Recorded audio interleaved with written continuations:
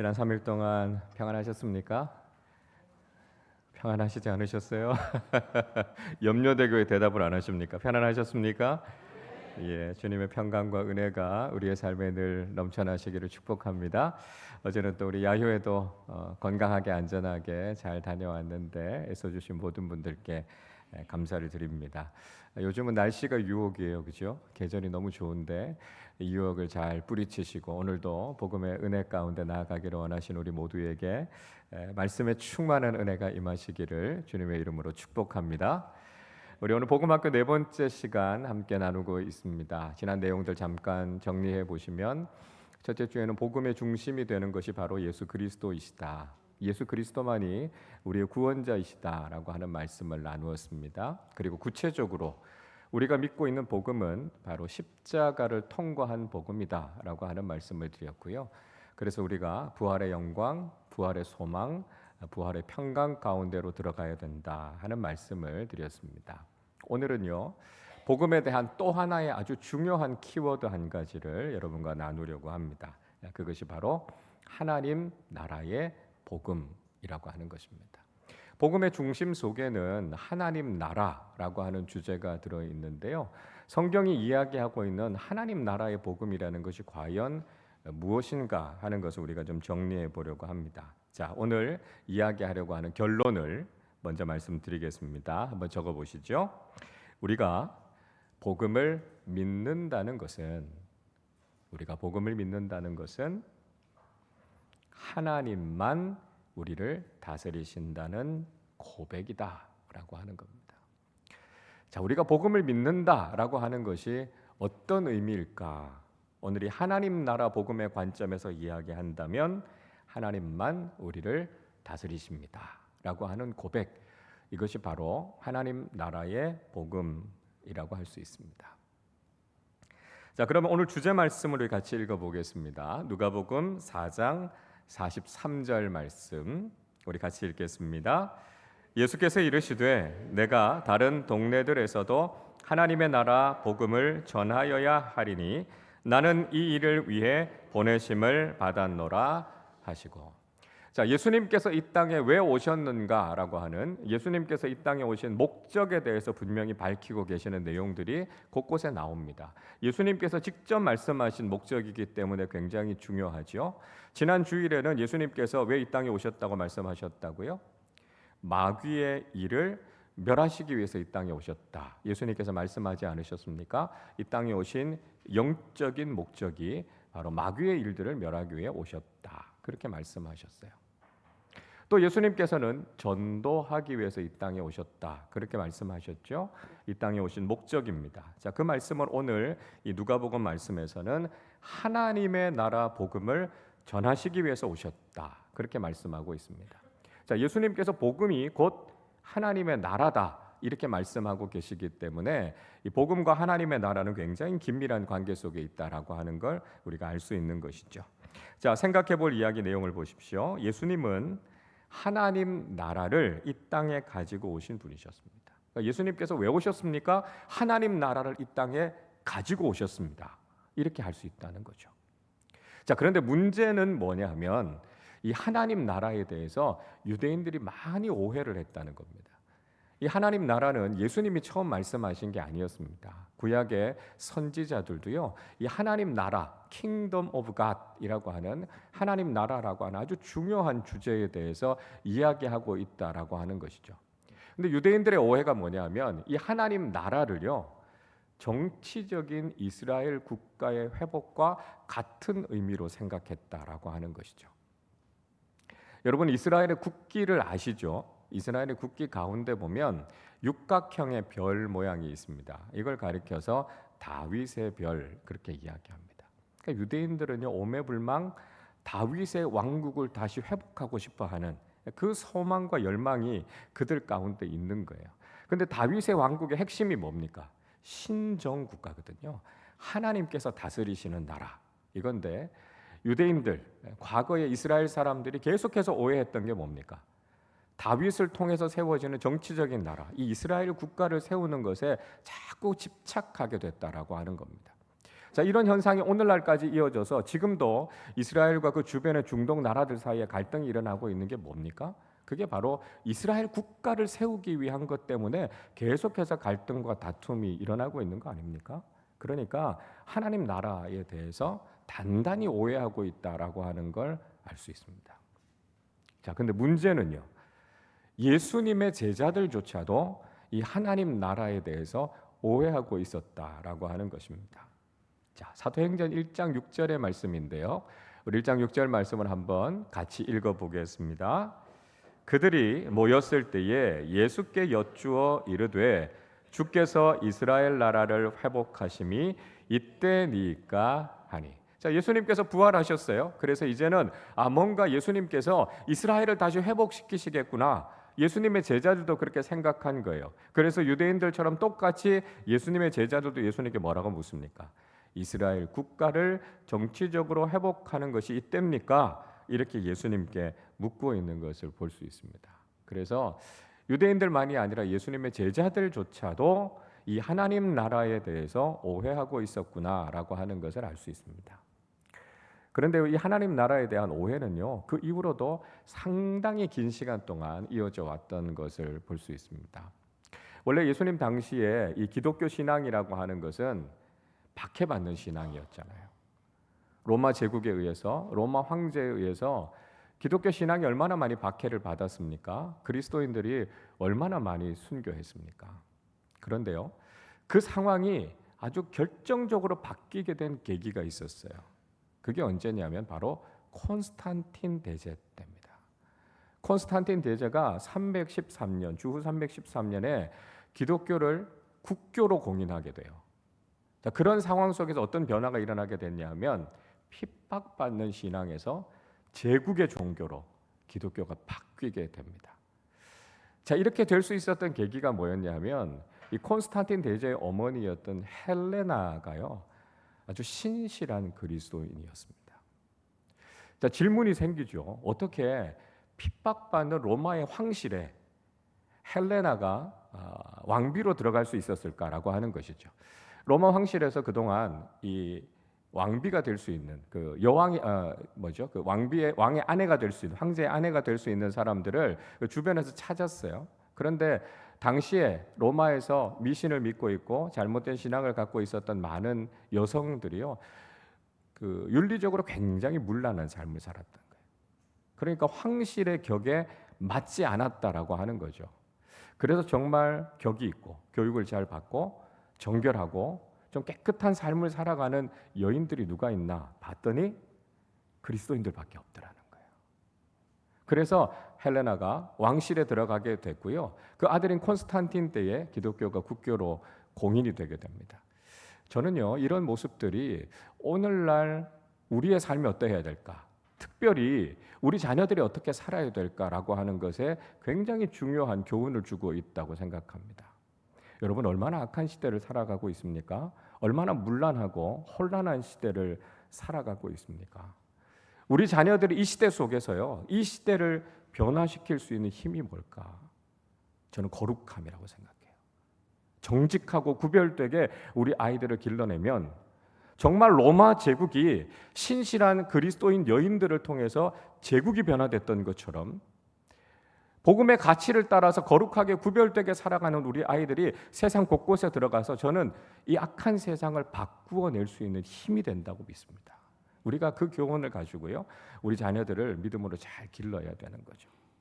이 콘스탄틴의 어머니인 헬레나가요, 예루살렘에 있는 그 수많은 기념교회들과 곳곳에 있는 교회들을 이 헬레나가 다 세웠습니다. 그러니까 엄청나게 중요한 일들을 많이 했던 것이죠. 그리고 그의 아들이었던 이 콘스탄틴 대제가 당연히 어머니의 영향을 받지 않았겠습니까? 그래서 313년에 기독교를 국교로 공인하게 됩니다. 그래서 이제 명실상부하게 로마 제국은요, 기독교 국가 시대를 맞게 됐어요. 그걸 가리켜서 크리스텐덤이라고 이야기합니다.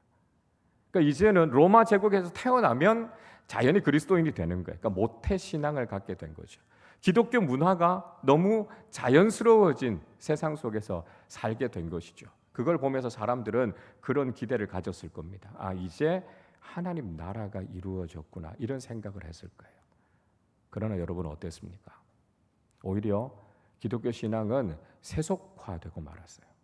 로마 카톨릭은요, 오히려 교권주의, 비성경적인 가르침 이런 것들을 추구하게 됐고요. 각종 악한 일들 가운데 빠지게 됐던 것이죠. 그래서 종교 개혁도 일어나게 됐던 것 아닙니까? 기독교가 다스리는 국가가 됐지만 여전히 세상은 불의하고 불공평한 일들이 일어나고 있었고요. 세상은 성경이 이야기하는 그런 완전한 하나님 나라가 되지 못했다라고 하는 것입니다.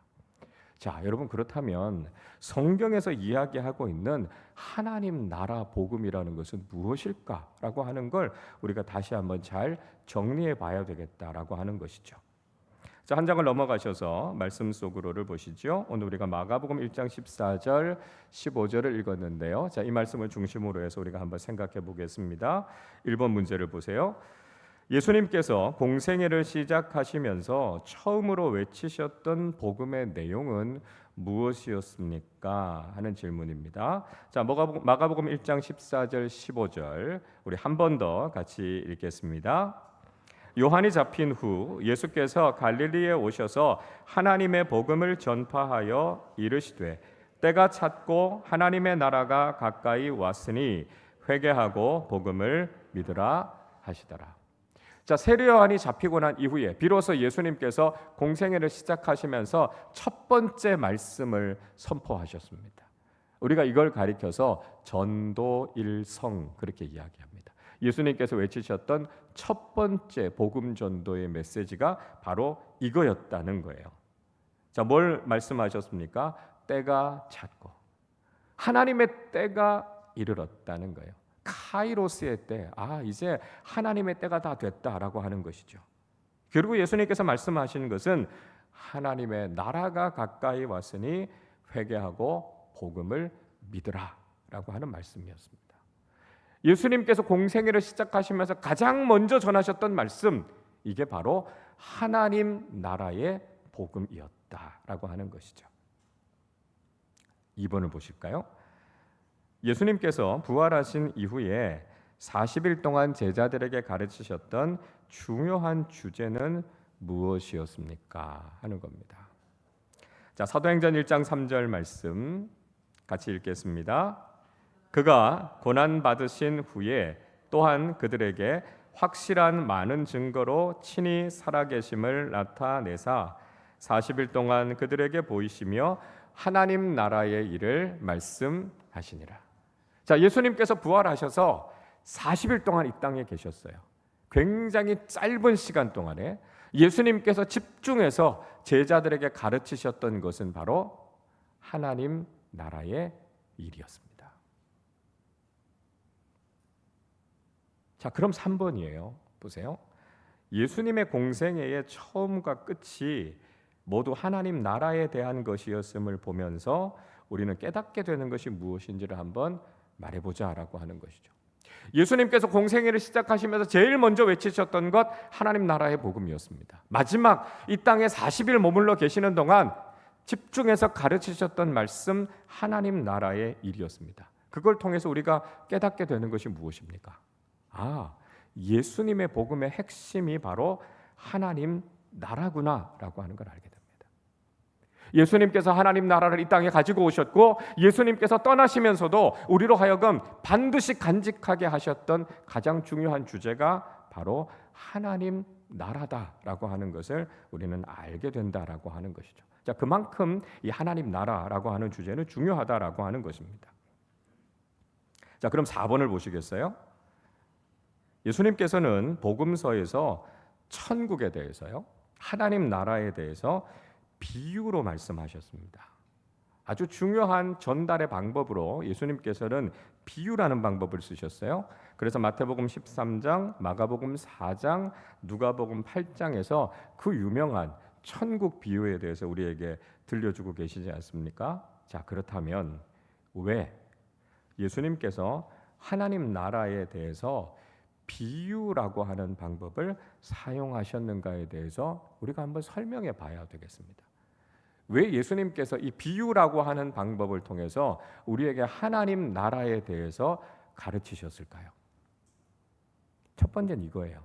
쉽다는 거예요. 예수님께서 비유로 가르치셨다라고 하는 것은 누구나 다 알아들을 수 있도록 하나님 나라를 가르치시기 위해서 비유로 가르치신 거예요. 비유의 말씀은 유대인들이 일상적인 삶 속에서 아주 쉽게 경험할 수 있는 일들을 비유적으로 가르치신 거거든요. 그러니까 뭐 대단한 학문을 한 사람들만 이 하나님 나라의 복음을 이해하는 것이 아니라 어린아이들조차도 이야기를 들으면서 이게 천국이구나 알 수 있도록 쉽게 가르치셨다는 거예요. 그러나 동시에 또 하나는 어려웠다는 거예요. 아무리 학문을 많이 한 사람이라 할지라도 이 비유의 의미가 무엇인가라고 하는 것을 제대로 깨닫지 못하면 아무리 읽어도 이게 무슨 이야기인지 모르는 거죠. 그래서 이사야 선지자가 뭐라고 합니까?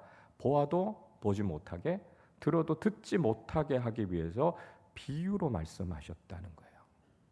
그러니까 이 비유의 의미가 무엇인가라고 하는 것은 인간적인 방법으로 세상의 학문을 가지고는 깨닫지 못하니까요. 이 말씀이 어렵도다 그렇게 이야기하지 않습니까?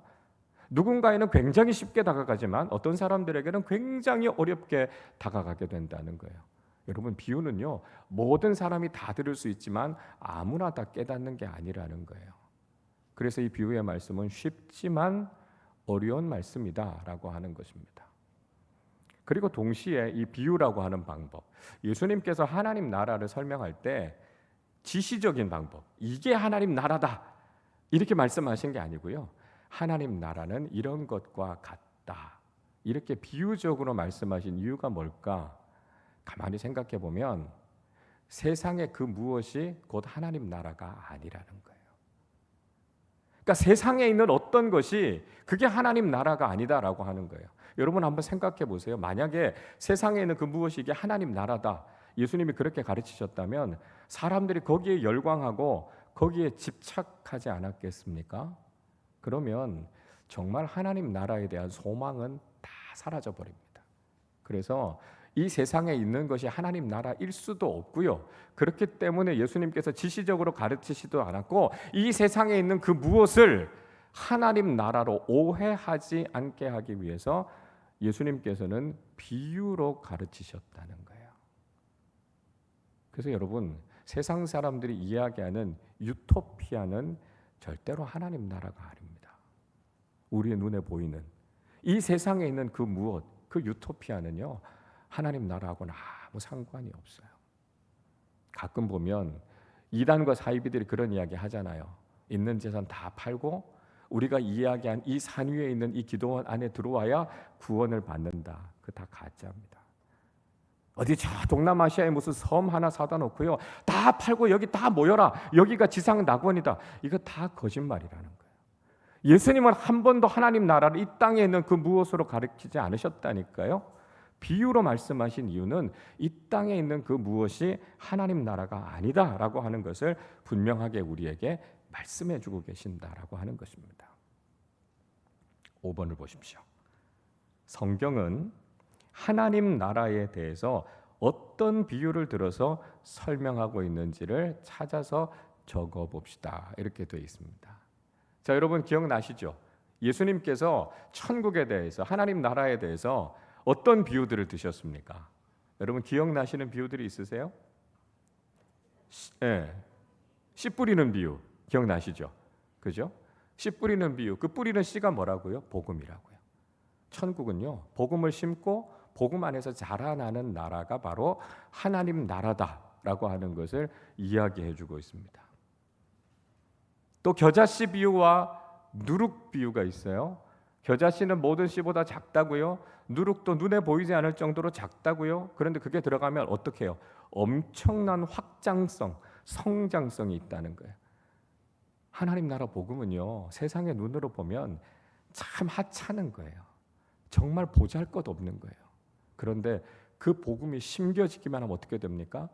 그 사람의 인생과요, 그 사람의 가정과요, 그 공동체와요, 그 나라를 놀랍도록 변화시키는 능력이 바로 하나님 나라의 복음이라는 거예요. 세상 사람들은 그거 보고 무시할지 몰라요. 하찮다고 생각할지 몰라요. 그러나 복음이 들어가서 일으키는 생명력, 변화의 능력이 얼마나 대단합니까? 얼마나 놀랍습니까? 또 보화와 진주의 비유 있죠. 이 세상 무엇과도 비교할 수 없을 만큼 가장 값진 거라는 거예요. 자기가 가지고 있는 모든 것을 다 가지고 와서 팔고 그 보화와 진주를 사는 것처럼 천국의 가치는 이 세상의 그 어떤 가치와도 비교할 수 없을 만큼 귀하다는 거예요. 그러니까 우리가 세상의 가치를 추구하면서 살아갈 게 아니라 그걸 팔아서 하나님 나라 가치를 사는 사람들이 돼야 된다고요. 그물의 비유 말씀하시죠? 그물에는요, 좋은 것도 걸리고요, 나쁜 것도 걸려요. 그러면 좋은 것은 취하고 나쁜 건 버려요. 뭐라고요? 복음은 선택이라는 거예요. 신앙은 결단이라는 거예요. 이것저것 다 하려고 하면 안 된다는 거예요. 진짜 복음이 뭔가 그건 취하고요, 그렇지 않은 건 과감하게 버리는 결단이 있어야 된다고요. 자, 또 한 가지 예수님께서 하셨던 천국 비유 중에 굉장히 중요한 비유는 뭐냐면 잔치 비유입니다. 잔치. 그러니까 예수님께서 즐겨 말씀하셨던 천국에 대한 비유 이야기할 때 혼인 잔치 비유, 그렇죠? 큰 잔치 비유. 예수님께서 천국을 잔치에 비유하셨다라고 하는 것도 우리가 또 하나의 특징적인 비유라는 걸 알 수 있습니다. 자, 그래서 6번을 보시죠. 성경에서 하나님 나라를 잔치에 비유하고 있는 것을 통해서 우리가 하나님 나라를 소망한다라고 하는 것이 어떤 의미인가를 말해보자라고 하는 겁니다. 자, 여러분, 하나님 나라를 예수님께서 왜 잔치에 비유했을까요? 하나님 나라를 추구하면서 살아가는 사람들이 왜 이 잔치의 비유를 바라보고 이걸 보면서 우리가 깨달아야 되는 게 무엇이겠습니까? 하나님 나라의 본질은 기쁨이라는 거예요. 잔치의 장면을 여러분 한번 생각해 보세요. 하나님 나라는 어떤 나라라고요? 풍성한 나라라고요. 하나님 나라는요, 세상에서 경험할 수 없는 만족과 감격이 있는 나라가 하나님 나라라는 거예요. 그래서 우리가 하나님 나라의 복음을 믿는다라고 하는 것, 하나님 나라의 복음을 소망하면서 살아간다라고 하는 것이 우리의 삶에 무엇이 있어야 된다는 걸 이야기하는 걸까요? 기쁨이 있어야 된다는 거예요. 복음으로 만족할 수 있어야 된다는 거죠. 하나님 나라를 추구하며 살아가는 감격이 있어야 된다라고 하는 것을 이야기하고 있습니다. 하나님 나라를 우리가 바르게 소망하는 사람들로서 그런 기쁨과 만족과 감격과 풍성함을 우리가 경험하면서 살아가지 못한다면 우리가 하나님 나라를 바르게 소망하면서 살아가는 것인가, 이걸 우리가 생각해 봐야 된다는 거예요.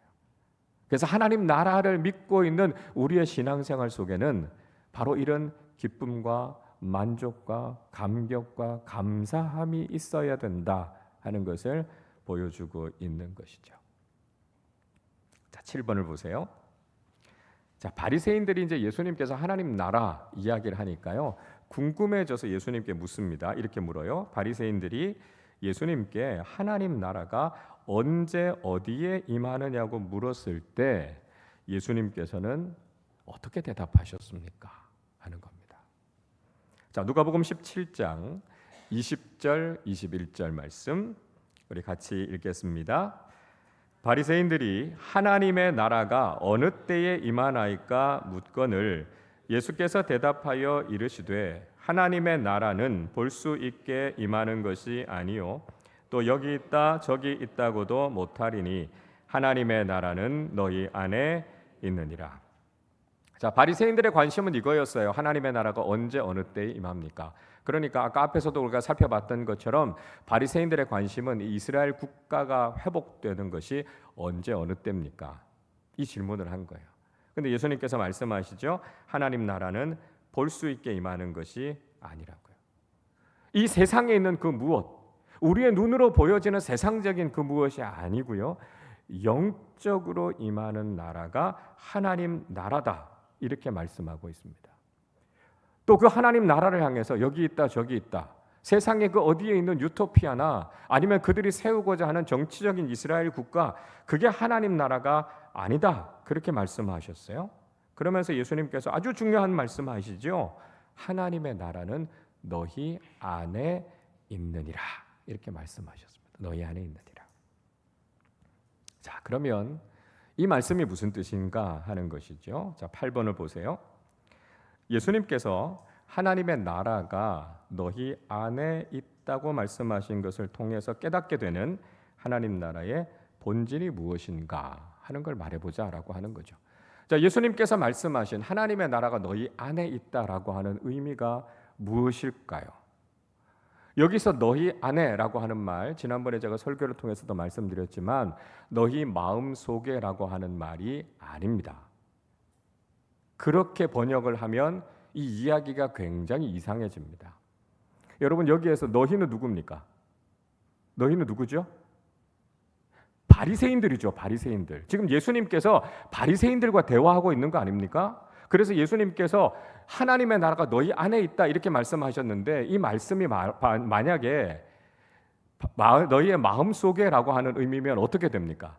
바리새인들의 마음속에 하나님의 나라가 있다라고 하는 말씀이 되는 거예요. 그러면 예수님께서 말씀하시려고 하는 의도와는 전혀 다른 게 되는 거죠. 바리새인들은 예수님을 거부하지 않았습니까? 그들은 구원받지 못할 사람이다. 예수님께서 그들을 책망하지 않으셨습니까? 그런데 그들의 마음속에 하나님의 나라가 있다라고 이야기한다면 말이 안 되는 이야기입니다. 자, 그러면 예수님께서 하나님의 나라가 너희 안에 있느니라 말씀하신 의미가 무엇일까요? 이 너희 안에라고 하는 말은요, 영어 성경에서 이렇게 번역하고 있어요. Between you, among you 이렇게 번역합니다. 그러니까 정확하게 번역하면 너희 가운데 있느니라 이렇게 말씀하시는 겁니다. 자, 여러분 생각해 보세요. 주변에 바리새인들이 둘러서 있고 예수님께 질문합니다. 예수님께서 그 가운데서 지금 대답하고 계세요. 자, 그렇다면 바리새인들 가운데 누가 계십니까? 예수님이 계신 거예요. 하나님의 나라가 너희 안에 있느니라라고 하는 말씀의 의미는 무엇입니까? 그들 가운데 있는 예수 그리스도, 그분이 하나님의 나라라는 거예요. 그래서 예수님이 임재하시는 곳, 예수님이 다스리시는 곳, 그곳이 바로 하나님의 나라라는 거죠. 하나님의 나라는 우리 마음속에 있는 것도 아니고요. 하나님의 나라는 이 세상 어디에 있는 것도 아니고요. 예수님이 함께 하시는 곳이면 그곳이 바로 천국이라는 거예요. 여러분, 우리의 가정에 예수님이 함께 하고 계십니까? 그럼 우리 가정이 하나님 나라라는 거예요. 우리 교회가 예수님이 주인 되시고 예수님이 머리 되시고 예수님이 영광을 드러내시는 공동체입니까? 그럼 우리 교회가 하나님 나라라는 거예요. 여러분의 직장에서 여러분의 직장 상사가 주인이 아니라 예수님께서 지금도 다스리시고 예수님이 중심이십니다라고 고백한다면 여러분의 직장은 하나님 나라가 되는 거예요. 이 나라 이 민족을 다스리는 사람이 대통령이 아니라 지금도 하나님께서 우리를 다스리십니다 고백하면 이 나라와 이 민족은 하나님 나라가 되는 거예요. 그래서 예수님께서 우리 가운데 영적으로 임재해 계시면 우리가 살아가는 삶의 자리가 바로 하나님 나라가 된다는 거예요. 예수님께서 바로 이 이야기를 하고 계신 겁니다. 그게 바로 438장 찬송가 가사 아닙니까? 주 예수와 동행하니 그 어디나 하늘나라. 예수님께서 말씀하신 의미가 이겁니다.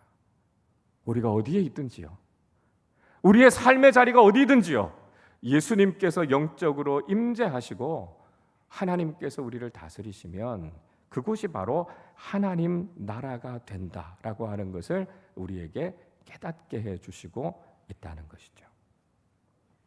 9번을 보십시오. 예수님께서 말씀하신 하나님 나라는 이미 임했지만 아직 완성되지는 않았다고 말씀하셨습니다. 자, 그렇다면 하나님의 나라는 언제 시작됐고 언제 완성된다, 그렇게 이해할 수 있습니까? 자, 마태복음 12장 28절 말씀 우리 같이 읽어보겠습니다. 그러나 내가 하나님의 성령을 잘못 떴네요. 자, 제가 읽어드리겠습니다. 그러나 내가 하나님의 성령을 힘입어 귀신을 쫓아내는 것이면 하나님의 나라가 이미 너희에게 임하였느니라. 자, 예수님께서 말씀하셨어요. 내가 성령의 권능으로 귀신을 쫓아내면 하나님 나라가 너희에게 이미 임했다고요. 예수님께서 하나님의 영의 능력으로 귀신을 쫓아내지 않으셨습니까? 그러니까 하나님의 나라는요, 예수님과 함께 이미 임했다는 거예요.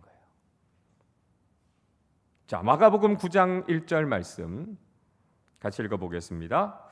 또 그들에게 이르시되 내가 진실로 너희에게 이르노니 여기 서 있는 사람 중에는 죽기 전에 하나님의 나라가 권능으로 임하는 것을 볼 자들도 있느니라 하시니라. 자, 죽기 전에 하나님의 나라가 권능으로 임하는 것을 볼 사람들이 있을 것이다. 예수님께서 그렇게 말씀하셨어요.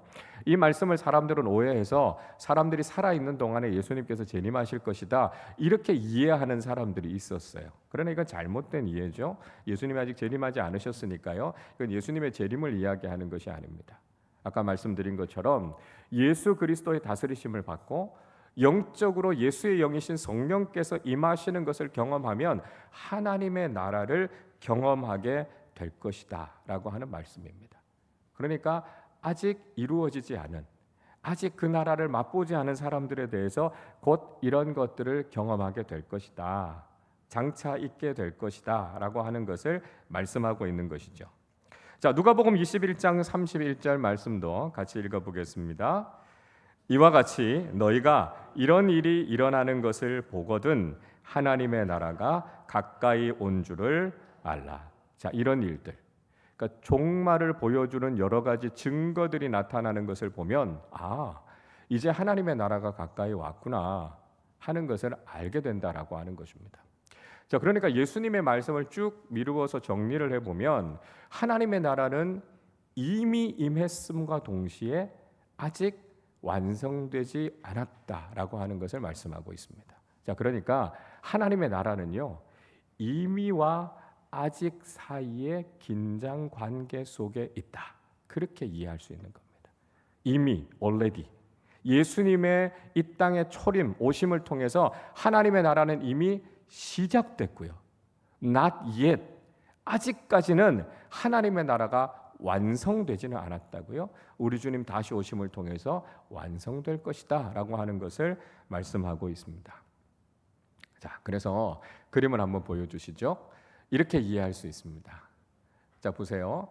창조 이후로 예수님께서 이 땅에 인간의 몸을 입고 오셔서 십자가를 지시고 부활하심을 통해서 하나님의 나라는 시작된 거예요. 그게 임입니다. 이미. 그러나 이 하나님의 나라가 아직 완성되지는 않았어요. 하나님의 나라의 완성은 예수님의 다시 오심을 통해서 완성될 겁니다. 그러니까 아직이죠. Not yet이죠. 자, 그러니까 지금 우리가 살아가고 있는 역사는 이미와 아직 사이의 긴장 관계 속에서, 종말론적인 긴장 관계 속에서 살아가고 있다는 거예요. 우리가 살아가고 있는 이 시간은 어떤 시간입니까? 전도의 시간이라는 거예요. 예수님 다시 오시기 전까지 우리가 예수 그리스도의 복음을 전해서 구원받을 수 있도록 하는 이 전도의 시간을 우리가 살아가고 있고요. 종말론적인 삶을 살아가고 있는 것이다 하는 것을 이야기하고 있는 것이죠. 10번을 보세요. 우리는 이미 시작된 하나님 나라와 장차 완성될 하나님 나라를 소망하면서 어떻게 살아야 되는가 하는 걸 한번 이야기해 보시자라고 하는 겁니다. 자, 지금 말씀드린 것처럼 예수님의 오심을 통해서 이미 하나님 나라는 시작됐어요. 그리고 예수님께서 다시 오실 그때 하나님 나라는 완성될 거예요. 그 사이를 살아가고 있는 저와 여러분은 어떻게 살아야 되겠는가라고 하는 것이죠. 이미 이루어진 하나님 나라를 맛보면서 사는 것이고요. 완성될 하나님 나라를 소망하면서 하나님 나라 백성답게 살아야 되는 거죠. 우리가요, 이 세상에 속한 사람들로 사는 게 아니고요. 우리는 하나님 나라에 속한 사람들로 살아야 되는 거예요. 그러니까 이 세상 나라는 어때요? 낯설죠. 불편하죠. 고난이 있죠. 왜요? 소속이 달라서 그래요. 소속이 달라서. 그러니까 우리가 하나님 나라 백성인데요, 이 세상에서 살아가려고 하니까요, 고난도 있어요, 어려움도 있어요, 영적인 싸움도 하면서 살아야 되는 거예요. 그게 바로 하나님 나라 백성들이 지금 이 시대를 살아가는 삶의 자리라는 거예요. 그렇다 할지라도 우리는 하나님 나라를 맛보면서 살아야 되고요. 그 하나님 나라를 맛볼 수 있는 가정과 교회라고 하는 공동체를 우리에게 주셨잖아요. 이 믿음의 공동체 안에서 하나님 나라를 맛보고요. 때로는 믿음으로 살아가는 삶이 힘겹고 어렵지만 하나님 나라가 완성될 그 소망 가지고요, 하나님 나라에 들어갈 그 확신을 가지고 이 땅을 믿음으로 살아가야 된다는 거예요. 구원의 확신을 가지고 하나님 나라를 바라보면서 살아가는 사람들이 바로 하나님 나라 백성 그리스도인들이다라고 하는 것을 알아야 한다는 것이죠. 자, 마지막으로 한 가지만 더 말씀드리고 마치려고 합니다. 자, 그렇다면 여러분, 하나님 나라의 본질적인 의미가 무엇일까요? 우리가 흔히 나라 이렇게 이야기하면 우린 자꾸 땅 생각을 합니다. 땅. 그래서 땅을 많이 차지해야 되나? 땅이 넓어져야 되나? 우리가 이런 생각들을 하게 된다는 거예요. 그런데 그건 하나님 나라의 본질과는 사실 좀 다릅니다. 우리가 나라라고 이야기할 때 나라, 국가의 구성 요소는 세 가지예요. 하나는 영토, 또 하나는 국민, 마지막 하나가 뭡니까? 주권이에요. 주권이 뭐죠? 다스림이에요. 그러니까 나라는 땅도 있어야 돼요. 그 땅을 살아가는 국민들도 있어야 돼요. 그러나 주권이 없으면요, 다스림, 통치가 없으면요, 그건 진정한 나라가 될 수 없다는 거예요. 여러분, 하나님 나라의 본질은요, 하나님의 다스리심입니다. 하나님께서 지금도 우리의 삶을 다스리시고 하나님께서 지금도 이 세상을 다스리신다라고 고백하는 것, 그게 바로 하나님 나라라는 것이죠. 자, 이걸 예수님께서 말씀하신 거예요. 주기도문의 내용에 나오는 거죠. 자, 마태복음 6장 10절 말씀인데요. 자, 우리 한번 같이 읽어보겠습니다. 나라가 임하시오며 뜻이 하늘에서 이루어진 것 같이 땅에서도 이루어지이다. 자, 예수님께서 우리에게 기도를 가르쳐 주시면서 우리에게 하나님 나라를 위한 기도를 하라고 말씀하셨어요. 나라가 임하시옵소서, 이렇게 기도하라는 거죠. 나라가 임한다는 게 무슨 뜻인가요? 이 땅을 다 하나님 나라로 다 채워야 된다는 건가요? 그러면 세계 곳곳에 전부 다 교회만 다 세우면 하나님 나라가 이루어지는 것입니까? 그런 의미가 아니라는 거예요. 나라가 임한다는 게 무슨 뜻이죠? 우리의 모든 삶의 자리에서 하나님만 우리를 다스려 주십시오. 이것이 하나님 나라가 임한다는 것입니다. 우리가 오직 하나님의 다스림만 받아야 된다라고 하는 것이죠. 여러분, 그런데 우리가 정말 그리스도인으로 살아가면서 하나님만 다스리시는 삶을 살고 있습니까?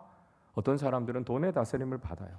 돈의 가치라면 그냥 거기에 굴복합니다. 사람들의 다스림을 받는 분들도 많아요. 사람을 두려워하고요, 사람 앞에 서서 그 사람 앞에 잘 보이기를 원해요. 세상의 명예, 세상의 권력, 세상의 어떤 가치, 다른 그 무엇인가의 다스림을 받고 살아간다면 우리는 하나님 나라에 합당한 사람들이 아니에요. 우리가 하나님 나라에 합당한 삶을 살아간다는 것은 하나님, 세상에 다른 그 무엇이 아니라 오직 하나님만 우리를 다스려 주십시오.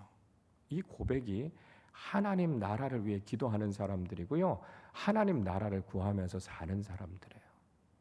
여러분, 우리가 하나님의 다스리심이 아니라 세상의 다른 것들의 다스림을 받으면서 산다면 우리는 지금 이 주기도문도 제대로 고백 못하면서 사는 거예요. 이거 교회 학교 때부터 외워왔던 거라고요? 그러면 여러분 정말 주기도문을 제대로 고백하면서 살고 있습니까? 돈의 신, 만몬의 신에 우리가 노예가 되어서 살아가고 있지 않습니까? 세상의 권력에 지배당하면서 살아가고 있지 않습니까? 세상에 다른 그 어떤 가치에 우리의 마음이 다 빼앗기면서 살아가고 있지 않습니까? 그렇다면 우리는 이 주기도문 신앙 따라서 사는 사람들이 아니라는 거예요. 하나님의 나라를 소망하면서 산다는 것은 하나님만 우리를 다스려 주십시오. 세상의 그 어떤 것에도 무릎 꿇지 않겠습니다. 그렇게 고백하며 살아가는 것이 바로 하나님 나라를 위해서 기도하면서 살아가는 사람들이라는 것이죠. 자, 그럼 여러분, 우리가 이렇게 하나님 나라를 구하면서 살아가는 사람들이 된다면, 우리가 이렇게 하나님 나라를 위해서 기도하는 사람들이 된다면 하나님께서 우리에게 어떤 은혜를 주실까요? 누가복음 22장 30절에 이렇게 말씀해요. 우리 같이 한번 읽어보겠습니다. 너희로 내 나라에 있어 내 상에서 먹고 마시며 또는 보좌에 앉아 이스라엘 12지파를 다스리게 하려 하노라. 하나님 나라를 구하면서 살아가는 사람들에게 우리 주님께서 약속하신 것이 있어요. 하나님 나라에 같이 있게 하겠다고요. 그리고 그곳에서 보좌에 앉아서 이스라엘의 12지파를 다스리게 하겠다고요. 여러분, 이 보좌는요, 긴 의자를 얘기해요. 여러분들이 앉아 계시는 의자 같은 그런 의자입니다. 그 가운데 하나님 아버지가 앉아 계세요. 그리고 하나님 나라의 가치를 추구하며 살았던 하나님 나라 백성들이 그 자리에 같이 앉아 있는 거예요. 그리고 그곳에서부터 많은 사람들을 다스리는 그 하나님 나라의 영광스러움을 우리에게 허락해 주시겠다는 거예요. 이걸 가리켜서 보좌의 복음이라고 이야기합니다. 하나님 나라를 추구하면서 살았던 사람들은요, 그렇게 하나님 보좌에 같이 앉아서요, 영원토록 다스리는 영광과 축복을 누리게 하시겠다는 거예요. 여러분, 오늘 재보궐선거가 있지 않았습니까? 이제 곧 미국 대선이 있습니다. 지방자치단체에서 장이 되기 위해서요, 한 나라의 국회의원과 대통령이 되기 위해서 얼마나 많은 사람들이 노력합니까? 인생 전체를 다 걸지 않습니까? 참 귀한 일이죠. 누군가를 다스린다라고 하는 게 얼마나 영광스러운 일입니까? 그러나 그게 영원한 겁니까? 아니잖아요. 기껏 해봐야 4년, 5년 그런 임기가 있는 그 다스림의 자리, 세상에서 다스리는 그 자리를 얻기 위해서라도 여러분 얼마나 많은 것들을 투자합니까? 거기에 인생 모두를 다 걸지 않습니까? 근데 하나님께서 우리에게 약속하신 것은요, 하나님 나라에서 하나님처럼 영원토록 다스리는 영광을 누리게 하시겠다는 것이 이 하나님 나라의 복음, 이 보좌의 복음이라는 거예요. 이 복음의 가치를 깨달은 사람들, 하나님의 나라에서 영원토록 다스리는 그 영광스러움을 누리는 것을 아는 사람들은 이 세상의 가치나 이 세상에서의 한 자리를 얻는 것, 그것 때문에 마음 빼앗기지 않는다는 거예요. 이 땅을 살아가지만 부질없는 이 땅의 것에 마음 빼앗겨서 살지 않고 하나님의 나라에서 하나님과 함께 영광스럽게 그 하나님 나라의 생명과 다스림을 누리는 그날을 바라보면서 오늘도 묵묵히 하나님 나라를 위해서 기도하고요, 하나님 나라의 가치를 추구하는 사람들이 된다는 것이죠. 이것이 바로 하나님 나라의 복음입니다. 예수님께서 오늘 우리에게 도전하시는 거예요. 우리가 정말 하나님 나라의 복음을 붙잡고 살아가고 있는가라고 하는 것이죠. 하나님만이 우리를 다스리는 인생을 살아가고 있는가라고 하는 것이죠. 그것이 바로 하나님 나라의 복음에 합당한 삶을 살아간다는 것입니다. 이 세상의 가치, 이 세상에 있는 그 무엇에 우리의 마음 빼앗기지 않고 하나님 나라 보좌에서 영원토록 다스리는 그 영광스러운 우리의 미래를 소망하면서 오늘도 하나님 나라 백성답게 하나님 나라의 가치를 추구하면서 하나님 나라의 복음을 붙잡고 살아가는 믿음의 사람들이 되시기를 주님의 이름으로 축원합니다. 우리 시간에 함께 찬양하고 함께 기도하겠습니다. 이곳에 임하신 하나님 나라, 하나님, 우리의 삶에 하나님의 다스리심이 임하게 하여 주시고 이 땅을 살아가는 동안 우리가 하나님 나라만을 소망하며 살아가는 복음에 합당한 사람들 되게 하여 주시옵소서. 고백하며 찬양하도록 하겠습니다. 이곳에 임하신 하나님 나라, 가난한 마음으로 바라보리라. 먼저 그 나라 그 뜻 구하며 나의 삶 드리리. 주님이 맡기신 하나님 나라, 믿음의 눈으로 바라보리라. 하늘의 뜻이 이 땅 가운데 완성될 그날까지 믿음 다하여 그 위에 서리라. 하나님의 나라는 무너지지 않으리. 믿음 다하여 그 나라 세워가리라. 주님 곧 오실 때, 우리 한 번 더 할까요? 이곳에 임하신 하나님 나라, 이곳에 임하신 하나님 나라, 가난한 마음으로 먼저 그 나라, 먼저 그 나라 그 뜻 구하며 나의 삶들이 주님이 맡기신 하나님 나라, 주님이 맡기신 하나님 나라 믿음의 눈으로 바라보리라. 하늘의 뜻이 이 땅 가운데 완성될 그날까 믿음 다하여 그 위에 서리라. 하나님의 나라는 무너지지 않으리. 믿음 다하여 그 나라 세워가리라. 주님 곧 믿음 다하여 그 위에 서리라. 믿음 다하여 그 위에 서리라. 하나님의 나라는 무너지지 않으리. 믿음 다하여 그 나라 세워가리라. 주님 곧 오실 때, 주님 곧 오실 때까지, 주님 곧 오실 때, 주님 곧 오실 때까지, 주님 곧 오실 때까지. 우리 시간에 함께 기도하겠습니다. 여러분, 우리가 하나님 나라 복음을 믿는다는 것은 하나님만 우리의 인생을 다스린다는 뜻이에요. 세상의 돈도 권력도 사람도 그 무엇도 우리를 다스리지 않고 오직 하나님의 말씀에만 순종하고 하나님의 다스리심만을 받게 될 때 우리가 살아가는 삶의 자리는 하나님 나라가 되는 것입니다. 우리의 가정이, 우리 교회가, 우리 직장이, 우리가 살아가는 모든 삶의 자리가 오직 하나님만이 다스리시는 하나님 나라가 되게 하여 주시옵소서. 예수님께서 이 땅에 가지고 오신 하나님 나라를 우리가 날마다 맛보며 살아가게 하여 주시고, 하나님 나라가 완성될 그날을 소망하면서 하나님 나라 복음에 합당한 삶을 살아가게 하여 주시옵소서. 우리가 이 믿음 지키며 끝까지 이 믿음의 여정을 마쳤을 때 하나님의 나라에서, 하나님의 보좌에서 하나님과 함께 영원토록 다스리는 그 영광스러운 하나님 나라의 축복을 바라보며 오늘도 믿음으로 살아가는 우리의 삶이 되게 하여 주시옵소서.